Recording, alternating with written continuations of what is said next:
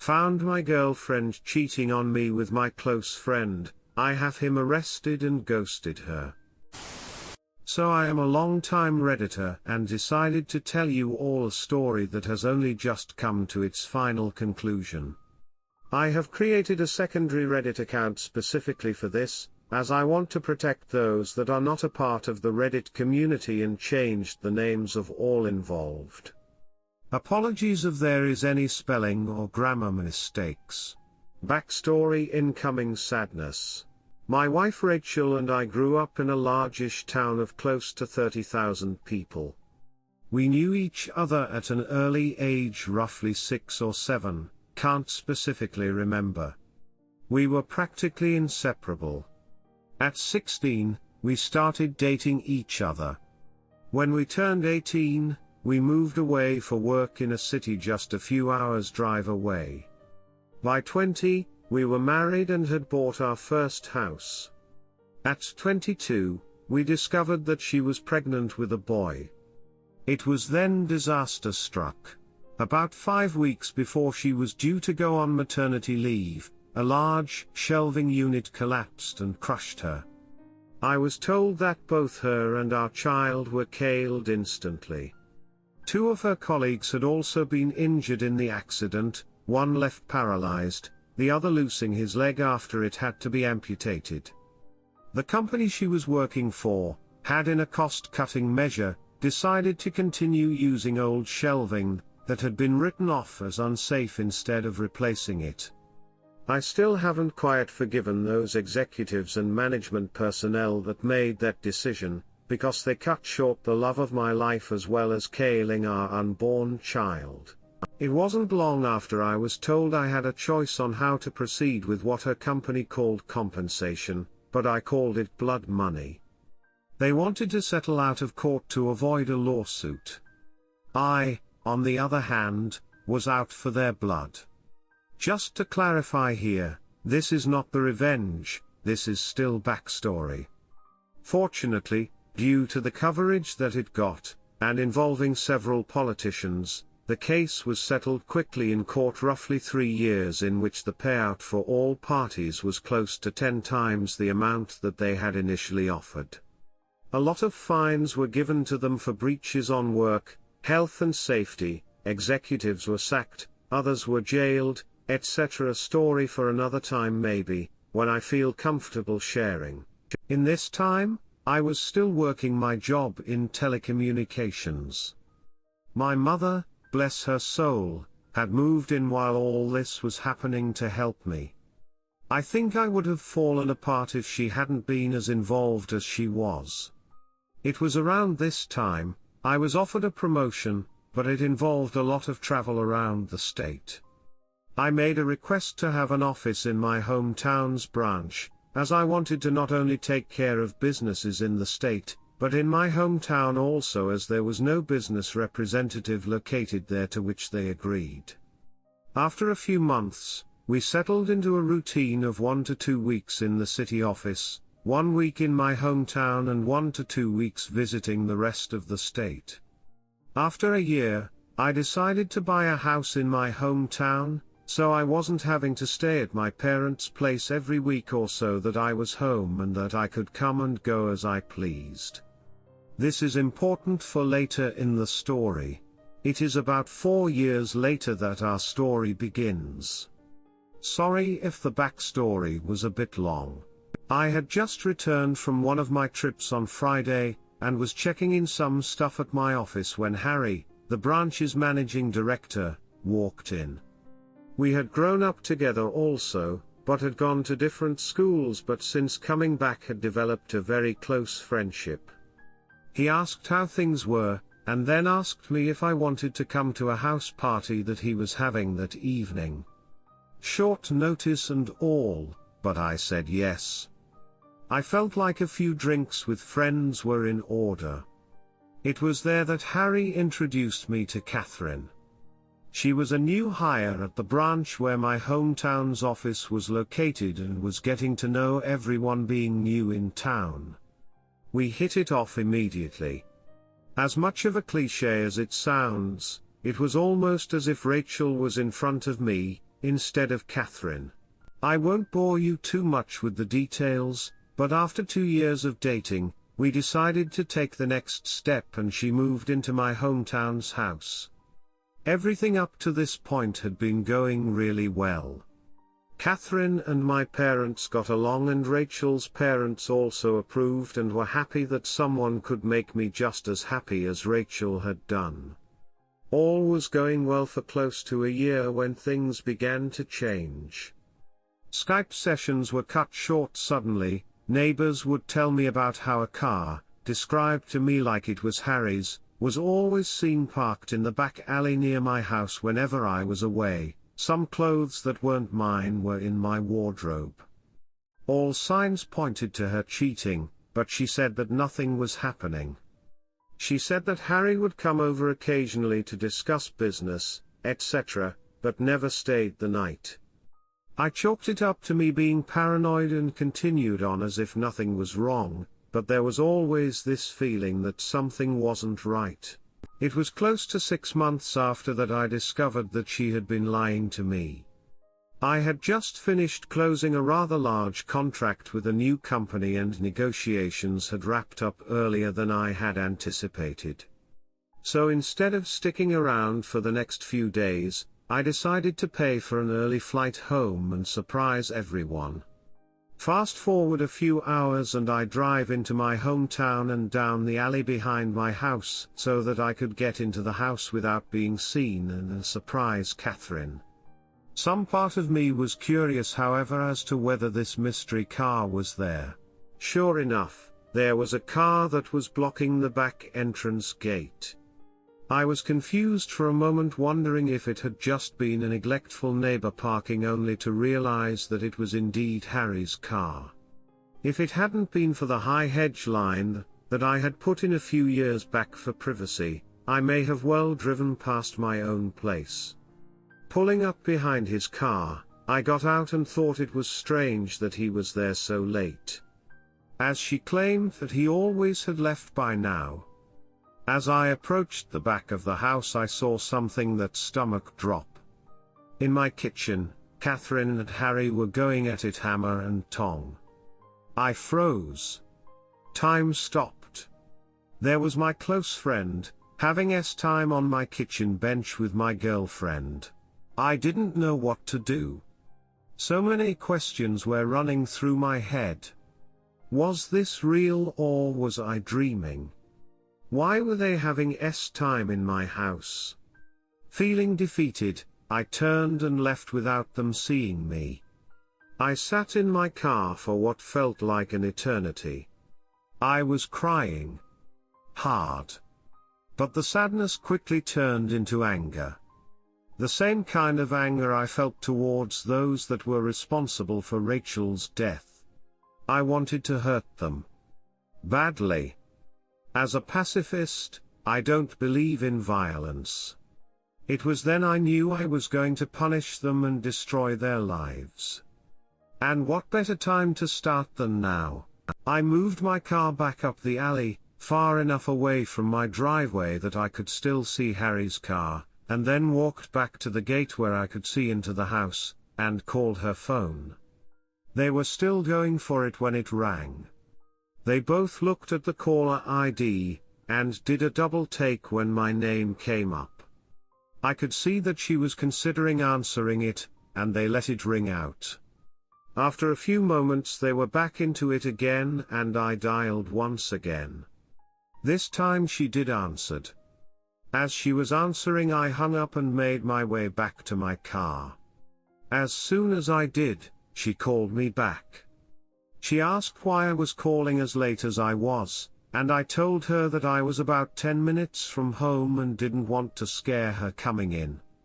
She, obviously, was shocked and acted happy that I was coming, and the call ended very quickly after she said she was going to get up and get changed into something. I said bye and hung up. A few moments later, Harry came peeling through the gate and still half naked, jumped into his car, took off like a bat out of hell. I smiled a little, knowing the fear that both of them would be feeling from being so close to being caught. I waited a few moments before turning my car into the same place Harry had been moments earlier. The night was fairly uneventful afterwards, and it wasn't until after she was asleep that I got up and went to my office down the hall. I couldn't sleep. I needed to plan. And plan I did. The revenge. My mother always taught me to be a pacifist and to allow cosmic karma to take its course. But on this occasion, I decided that karma could use a helping hand. I decided to punish them separately but destroy both of them. I knew that Harry had a drug habit. Nothing major, but he kept it very private. I only knew about it accidentally after seeing some coke and Ed left out in his place, but pretended I hadn't seen it when he had made attempts to cover it up. I began calling some of my more unsavory clientele and made a few discreet inquiries into obtaining some samples that they were willing to part with. A few days later, I had a decent enough stash for my plan to work. About a month later, I had friends, including Harry, around for a barbecue night. After making sure that I sufficiently liquored up Harry, I told him to stay the night and sleep it off. In the early hours of that morning, I took the drugs, and an assortment of my personal belongings, and placed them at various places around his car, with the biggest stash in his tire well. Confident that he wouldn't find them over the few months as the rest of my plan took effect, I locked the car up and went inside to sleep. I also placed some more drugs and personal items in his house after driving him home because he was still too drunk to drive. A few days later, I staged a break-in by smashing the back pane of my back door into my kitchen and leaving it open before heading back to the city for a flight. I had several messages the moment I landed. One from my clearly panicked mum, who had found the back door smashed open and had called the police, one from Catherine in tears, and one from the local police asking me to call. After returning all the calls, I informed the police I was away on business, and that I would be back the following week to talk with them. While away, I got Catherine to stay with my parents until after I got back, and asked my dad to organize one of the local security companies to install cameras and an alarm system after getting the go-ahead from the police as to not ruin the scene of the crime. After getting home, I did the usual "my God, I can't believe this has happened and why would anyone do this?" routine. After doing a thorough check of everywhere, finding that the items I had taken were missing and filing a police report, I had the security company's rep talk Catherine and I through how the cameras and alarm system worked. Then came the question I had been waiting for. The question of what happens if we are doing some business and don't want it recorded. She acted a bit shy asking this question. But I knew exactly the reason she was asking. He assured us that this was a question he got asked a lot, and we were shown on the home computer, if we wanted to be doing things without it being recorded, how to stop the recording for certain cameras, so that we could protect her modesty. As I was walking him out, I asked him if cameras were turned off, could a notification be sent out, just as a security precaution. He came back in and helped me through how to set up email notifications and left shortly after. Fantastic. All I had to do was wait. At this stage, I approached our legal advice for some help in relation to couples law in my country. I needed to make sure that my upcoming plan could legally be done and that I would not be forced to pay out any money or equity to Catherine, as I didn't know if we were classified as a de facto couple or not. Being the sole benefactor of Rachel's estate, I didn't want to be left with any nasty surprises where Catherine could take any of the estate away from me. Shout out to those guys and gals there, as they helped me get in contact with a great lawyer who assured me, due to the fact that although we had been dating for close to 4 years, we had not been living together long enough to be classified as de facto, and because I was paying all the utilities on the property that she was living in and didn't pay rent, showed that she had no legal standing to make a financial claim against me. Just to be sure though, he drew up what I felt was a pretty ironclad document just in case there was any legal trouble. The following week, my work had approached me, and offered me a promotion to move back to the city and run the team that I was a part of, meaning I wouldn't need to travel as often and be in the one location, and due to the success of being located in my hometown, that they were considering having 3 to 5 representatives, then 1 to 2 weeks in the larger surrounding towns including my hometown as a part of my team. I said yes, and began the process of beginning my transfer, which would take about 6 weeks. Perfect. More than enough time to gather all my evidence. Upon getting back to my hometown the following week, I began to start in motion the rest of my plan. I asked Harry to approve 1 week's worth of vacation for Catherine for 2 weeks' time. I wanted to send her and a friend or two away on a retreat before I made the biggest decision of my life for a second time. He jumped up and gave me a huge hug, congratulating me on being prepared to take the leap again. I hugged him back tight, but not the way I think he imagined it at the time. He agreed and blocked out the week for me. I asked him not to say anything to anyone, as I wanted to make it as big a surprise as I could. I knew that it would spread like wildfire around the office regardless, but that was my plan. That night, I told Catherine that I had booked her and 2 friends to go to a tropical spa resort, all expenses paid for a week. No questions asked, pick 2 friends, and come back to the biggest surprise of her life. She screamed like a kid who had just been told that all the candy in the shop was hers to have. I then told her that the following week, I was going to spend it in the city, preparing for a large client who was one of my biggest accounts, and needed some people in my team to help before flying out the following week, and I wouldn't be home until the Monday that she was leaving, so I wouldn't be able to see her, which seemed to disappoint her, but I told her it would be worth it when she returned.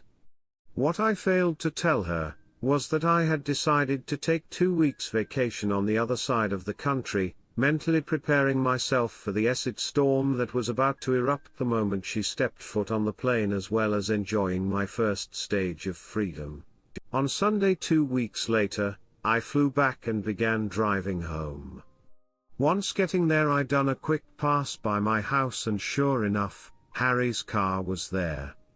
Like the first night I had caught them, I parked a little ways back, and checked the cameras. Asleep, in my bed. No surprise honestly, as I had recorded them constantly do this over the 2 weeks I had been away. I then made my first call to the police, blocking my caller ID. I told them that I was one of my neighbors and saw someone hanging around in their car in the alley behind my house and occasionally passing something through windows to passing cars while also looking into my yard, and I was concerned that they were dealing drugs and or going to break into someone's property. I gave them his license plate and description. They said they would have someone there in a few minutes, so I thanked them and hung up.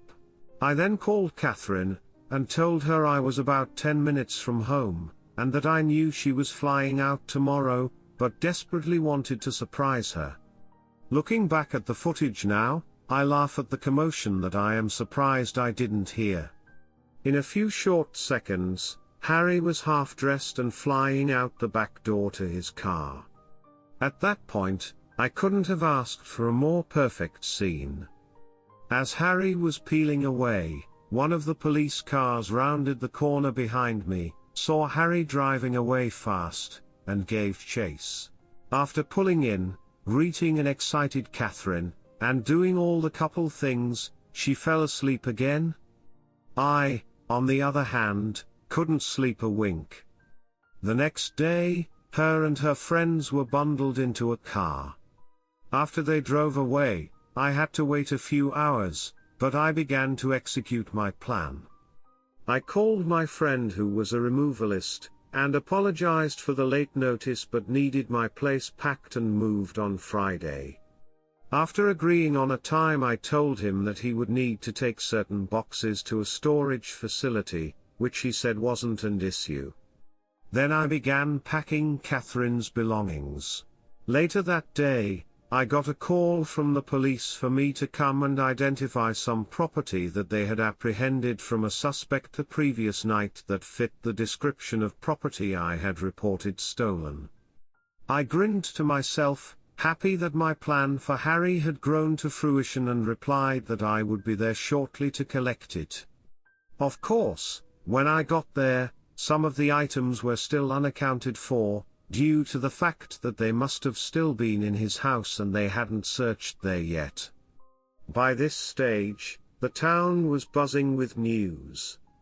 Events in my hometown don't stay secret for long.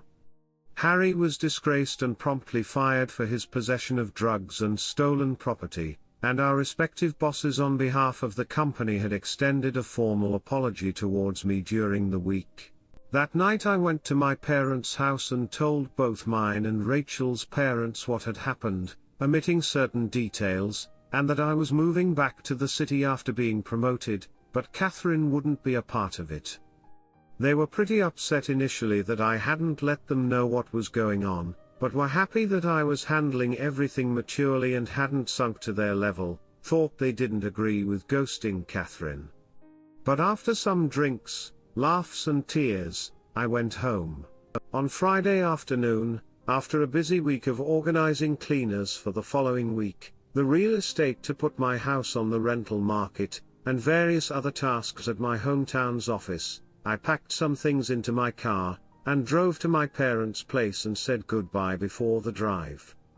Before leaving, I went to Becky's house. Becky had been one of Rachel's closest friends growing up. She was the only other person who knew what was happening, minus the details about Harry. Without her help, I wouldn't have been able to organize everything as quickly as I had.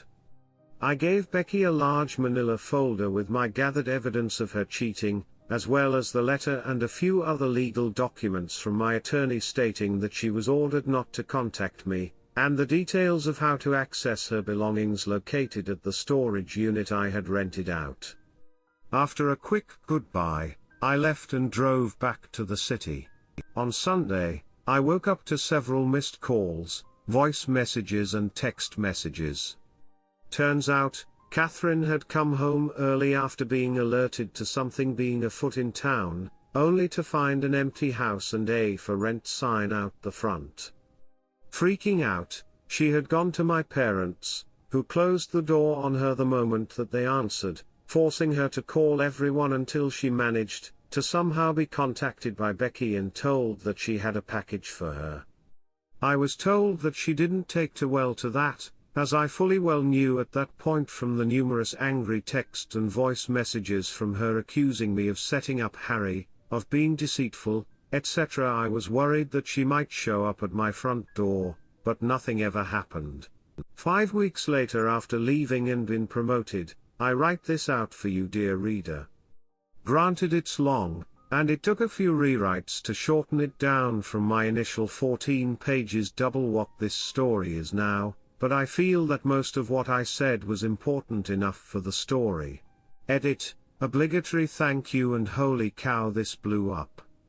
Thanks for gilding this account, even though it is a throwaway account that I have no intention of using in the future. I am still at work at the moment and will, after I finish, answer as many questions as I can, and provide any other updates that come my way.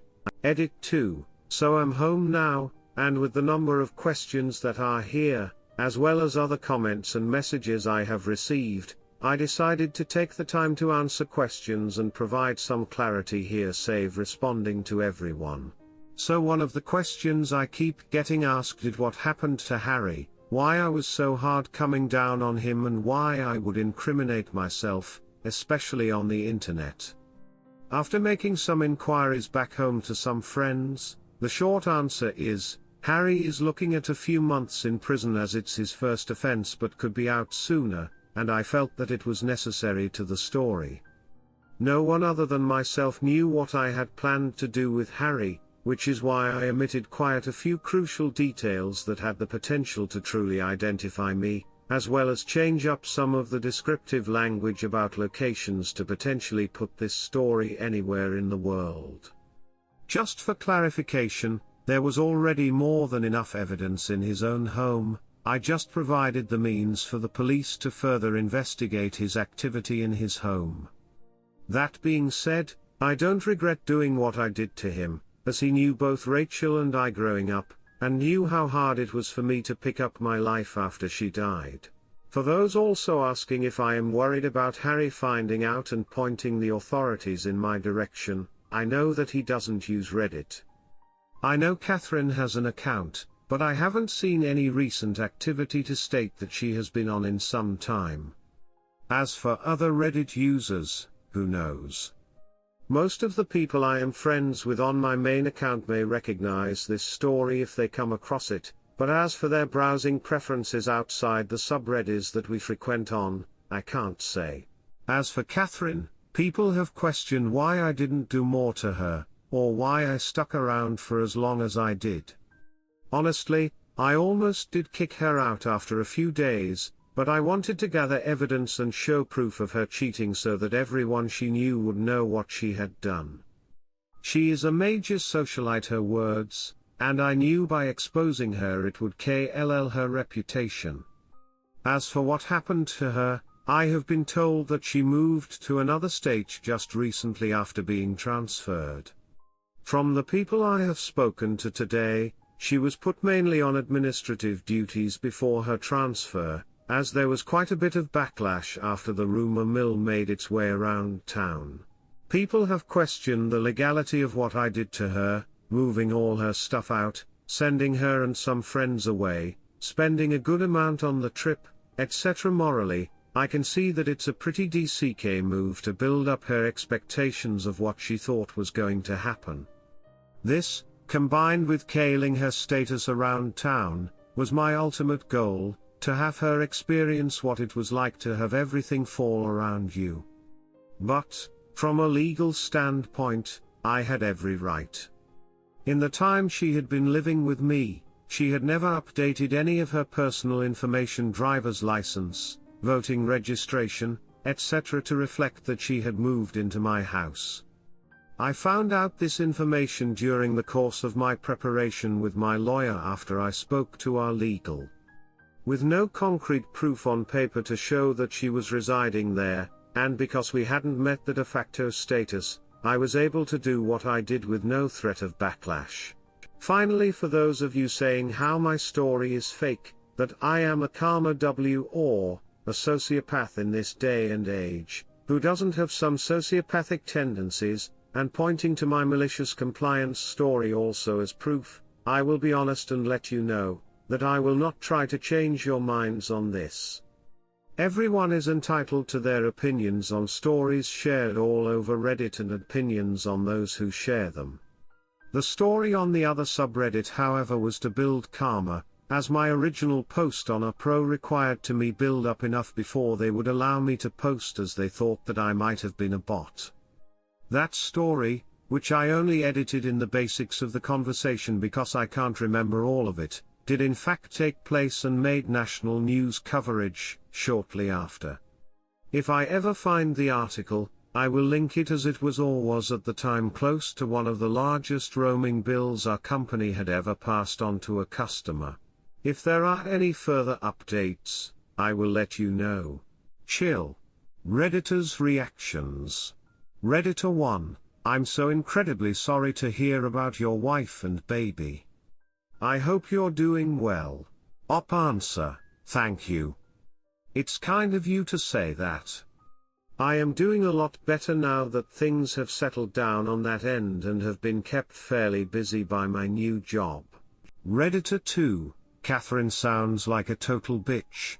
Redditor 3, nicely done. Is she still trying to contact you? Op answer, no. She stopped fairly quickly when I reminded her I would take legal action if she continued to harass me. Redditor 4, Hopefully you can pull it together op. You had a tough time with your wife and unborn baby killed and being cheated on by your girlfriend and close friend. Hopefully you can overcome that. Op. Answer: thanks. It has been a fairly tough couple of months, and my new position has required me to make a lot of adjustments, but it is keeping me distracted for the most part. That and Reddit.